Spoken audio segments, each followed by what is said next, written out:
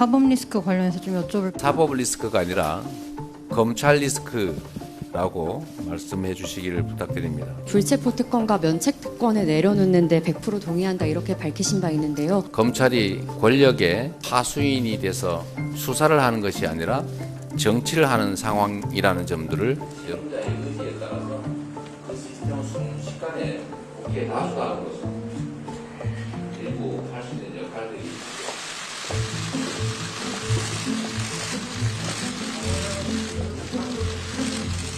네, 안녕하십니까. 이재명 당대표 2023 신년 기자회견 사회 앞두고 이럴 때일수록 정치가 제자리로 돌아가야 합니다. 그동안 정부는 말로는 협치를 내세우면서 권력기관을 동원한 야당 파괴, 정적 죽이기에 골몰했습니다. 이중 플레이로 국민을 속여온 것입니다. 저는 이미 여러 차례 대통령과의 회담을 제안했습니다. 그 제안은 지금도 유효하다는 말씀을 드립니다. 세상 일이라는 것은 앞으로 어떤 일이 벌어질지 모를 만큼 매우 다양하고 혼란스럽기 때문에 가정을 해서 말씀을 드리면 끝이 없을 것 같습니다.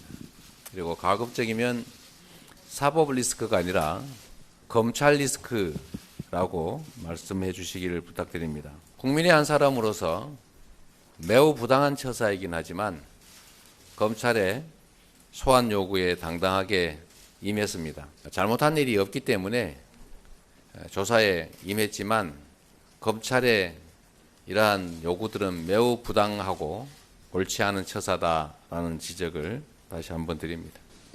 저는 그 두 사안을 연관 짓는 것은 부당하다고 생각합니다.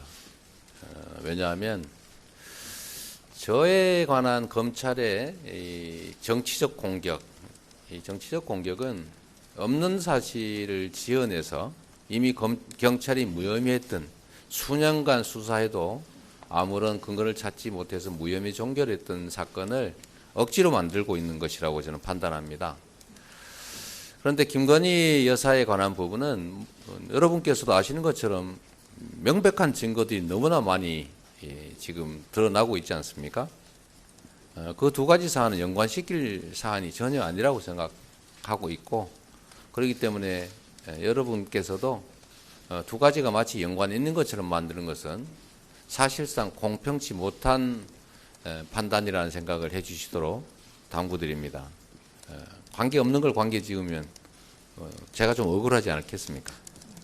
사법부의 판단은 검찰이 제시한 자료를 가지고 하는 것이겠죠. 이 검찰이 아시는 것처럼 녹취록이라고 하는 분명한 근거를 놔두고 그에 상치되는 번복된 진술에 의존해서 어떤 의사결정을 하는 것에 대해서 매우 타당하지 않다. 네. 정당한 그리고 적법한 권한 행사에 대해서는 우리가 당연히 수용을 해야 되겠지요.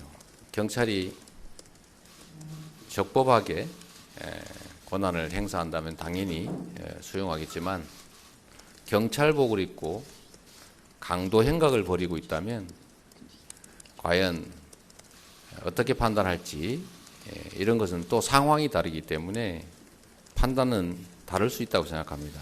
지금은 검찰 그 자체가 권력이 되면서 균형이라든지 합리성이라든지 이런 건 전혀 고려하지 않고 수사 기소권을 그야말로 남용하는, 수사를 하는 것이 아니라 정치를 하는 상황이라는 점들을 여러분께서도 고려해 주시기를 부탁드립니다. 시스템을 아무리 잘 갖춰놔도 그 시스템을 운영하는 책임자의 의지에 따라서 그 시스템은 순식간에 무너집니다. 검찰의 권한 남용 문제는 사실 뭐 우리 여기 계신 언론인들께서도 또 우리 국민들께서도 충분히 인지하고 계실 걸로 저는 생각합니다. 이미 드러난 사실만으로도 실제로 그렇죠.